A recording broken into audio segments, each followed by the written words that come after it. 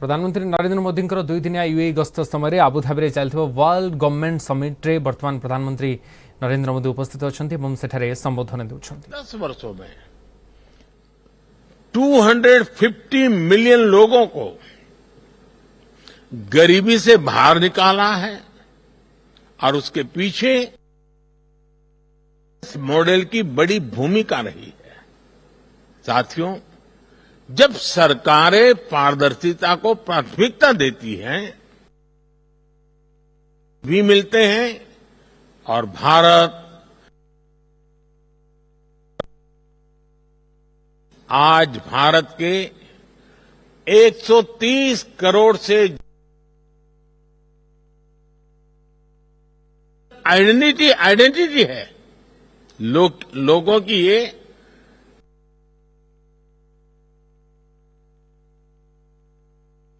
उनके मोबाइल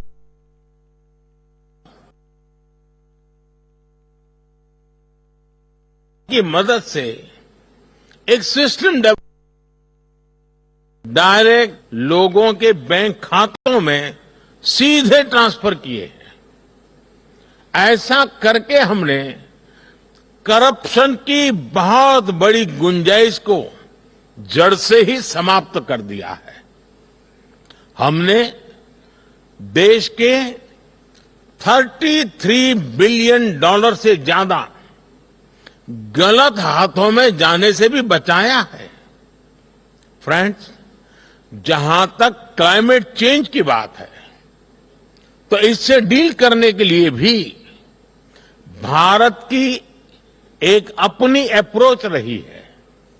भारत आज solar, wind, hydro के साथ साथ बायोफ्यूल्स, ग्रीन हाइड्रोजन पर भी काम कर रहा है। हमारी संस्कृति हमें सिखाती है कि प्रकृति से जितना हासिल किया है उसे लौटाने का प्रयास भी करना चाहिए। इसलिए भारत ने विश्व को एक नया मार्ग सुझाया है जिस पर चलते हुए हम पर्यावरण की बहुत मदद कर सकते हैं। ये मार्ग है मिशन लाइफ, यानी लाइफस्टाइल फॉर एनवायरमेंट का। ये मिशन प्रो प्लेनेट पीपल का रास्ता दिखाता है। हम कार्बन क्रेडिट की अप्रोच को भी काफी समय से देख रहे हैं। अब इससे आगे बढ़कर हमें ग्रीन क्रेडिट के बारे में सोचना चाहिए। इसकी चर्चा मैंने यहां दुबई में ही COP28 के दौरान बहुत विस्तार से की थी। साथियों, जब हम फ्यूचर की तरफ देखते हैं तो हर सरकार के सामने आज अनेक प्रश्न हैं।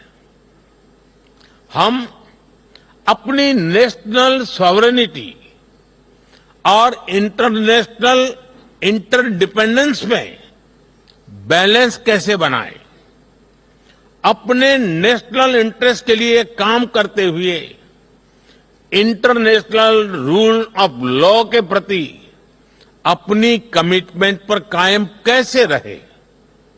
नेशनल प्रोग्रेस का विस्तार करते हुए हम ग्लोबल गुड के लिए ज्यादा से ज्यादा कंट्रीब्यूट कैसे करें?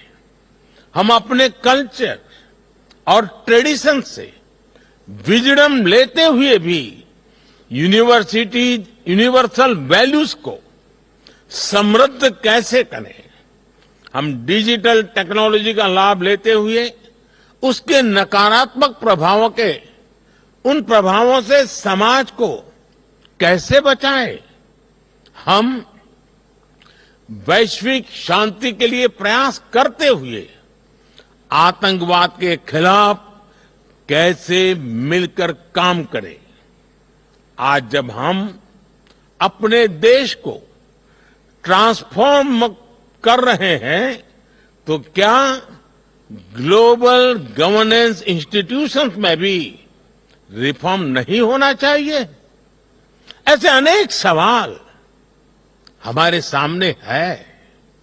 इन सारे सवालों को ध्यान में रखते हुए ही हमें अपनी सरकारों को दिशा देनी है, फ्यूचर प्लानिंग करनी है। हमें मिलकर कोहेसिव, कोऑपरेटिव और कोलैबोरेटिव वर्ल्ड की वैल्यूज को प्रमोट करना होगा। हमें डेवलपिंग वर्ल्ड के कंसर्न्स और ग्लोबल डिसीजन मेकिंग में ग्लोबल साउथ की भागीदारी को प्रमोट करना होगा।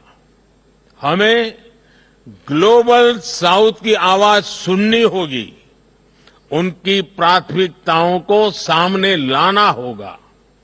हमें जरूरतमंद देशों के साथ अपने रिसोर्सेस और अपनी कैपेबिलिटीज को शेयर करना होगा।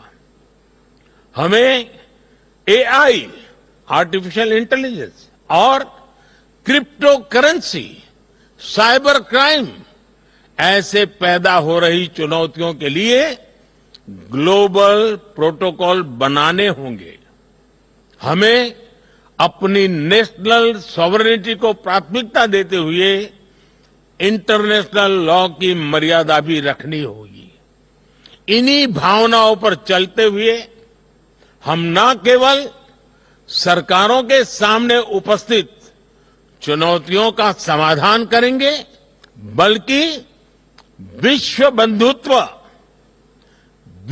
बंधुत्व को भी मजबूती देंगे।